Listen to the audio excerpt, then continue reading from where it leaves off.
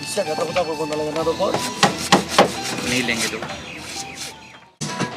মোৰ লগত আছে কোহিনুৰ থিয়েটাৰৰ জন্মদাতা আৰু অসমৰ ভ্ৰাম্যমান থিয়েটাৰৰ এজন ৰিনাউণ্ড পাৰ্চনেলিটি ৰতন ছাৰ আৰু আজি আমি তেখেতৰ মুখৰ পৰাই জানিম তেখেতৰ দ্বাৰা মঞ্চস্থ কৰা টাইটানিক নাটকখনৰ বিষয়ে। টাইটানিকখন প্ৰথমতে আপুনি কেনেদৰে আপুনি ভাবিলে যে টাইটানিকৰ ওপৰত আপুনি এখন নাটক কৰিব? Actually it is a very interesting. মোৰ ডাঙৰ ল'ৰাটো এতিয়া তপন লহৰ, সি তাৰমানে পুনেত পঢ়িছিলে। সি আহিলে ঘৰলৈ, আহি ইয়াতে আমাৰ ৰাতিপুৱা হেমন্ত দত্ত আছিলে, তপন আছিলে, মোৰ সৰু ল'ৰাটো আছিলে। এই কথা প্ৰসংগত তাক সুধিলোঁ যে পৰীক্ষা, সি আগদিনাখন সন্ধিয়া আহি পাইছে। মই বোলো কেনে হ'ল পৰীক্ষা? সি ক'লে যে ভালেই হৈছে, এখন পেপাৰ বেয়া হ'ল। হোৱাৰ ধৰণে মই হিষ্ট্ৰী পেপাৰখন মই সেই কৰিব নোৱাৰিলোঁ মানে। তাৰপিছত দেউতা অলৰেডি গম পাই যে মই খুব সাংঘাতিক ফিল্ম চাওঁ। টাইটানিকখন চোৱাৰ কথাটো দেউতাক ক'লোঁ। আৰু মই দেউতা টাইটানিকখন খুব ইমোচনেল, মানে এনেকুৱা এটা মমেণ্টত এনেকৈ হাৰ্ডাল পালে সেইদিনা মোক কান্দিছোঁ। সিদিনাখনে মানে কি হ'ল, দেউতা মানে হেমন্ত দত্ত খুৰা ট্ৰেইনিংটো কৰি আছিলতো, তাত দেউতাই ক'লে মানে কি ফিল্ম চাই কান্দিব লগা কি ফিল্মো, এনেকুৱা এটা কমেণ্ট পাছ কৰি দেউতাই। আৰু সেই চিডিখন আনি সেইদিনাখন হেমন্তই দিনত চাই গ'লে লখৰ মই নাটক লিখিব পাৰিম, আপুনি যদি টেকনিকেলি চম্ভালিব পাৰে। ৰাতিটোৱে চালোঁ, তাৰপিছত মই ভাবিলোঁ যে এইটো পচিবল, কিন্তু আফটাৰ ডে এইটো ডেভেলপ হৈ যায়। আপুনি যেতিয়া এবাৰ ভাবিলে যে এই ছবিখনৰ ওপৰত মানে নাটকখন বনাব, তাৰপাছত কেনেকৈ আগবাঢ়িলে মানে? তাৰপাছতে ক'ত কেনেকৈ টেকনিকেল ফালৰ পৰা? টাইটানিকৰ ডিজাইনটোৰ সম্পৰ্কে মই আদ্যকে ক'লোঁ যে এটা কথা, আমাৰতো সেই ফাৰ্ষ্ট থিয়েটাৰটো নাই ষ্টেজত।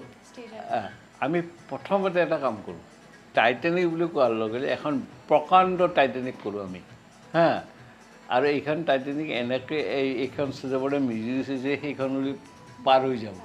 দৰ্জা ভাঙি পানী সোমাইছে, সিহঁতক এনেকৈ ষ্টেটিক থাকিলেও বেয়া লাগিব, পানী এফেক্ট দিলেও সেই বস্তু মুভ কৰি কাপোৰখনো মুভ কৰিছে, পানী ৱাটাৰো মুভ কৰিছে, অকণমান একদম ফিকশ্যন অফ ছেকেণ্ডৰ কাৰণে এই ভাঙিছে, এই আহিছে, এইপিন ডাইলগ চলিছে। লাষ্টৰ 26 চিন মানে কণ্টিনিউ ৰেষ্ট নাই, নন ষ্টপ চলি থাকে। জাষ্ট ভাঙাৰ পৰা তাৰ একদম লাষ্টলৈকে সেইখিনি আমাৰ বিৰাট কষ্ট হয়। আৰু মানে সেই মুমেণ্টখিনি নাটকখনৰ বিশেষ।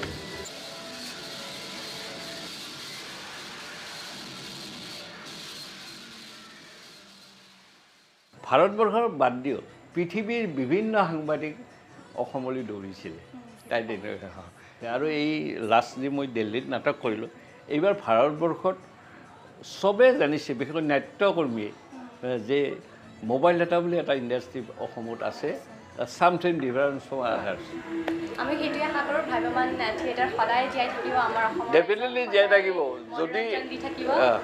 আৰু যিহেতুকে এইটো ফিল্ডতো এই কামটোক লৈ পেশ্যনেট মানুহ বহুতো আছে, গতিকে নিশ্চয় এই ভ্ৰাম্যমান থিয়েটাৰ সদায় জীয়াই থাকিব, আমি সেইটোকে আশা কৰিলোঁ।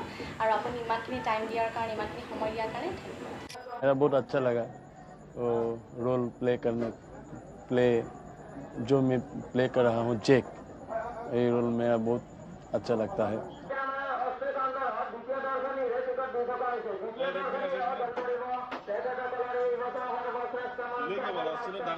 मैं पहली बार आई हूँ मोबाइल में, लाइक इतना ऑडियंस देखा और मुझे बहुत इम्प्रेस्ड हुई मैं, और बहुत अच्छा लगा।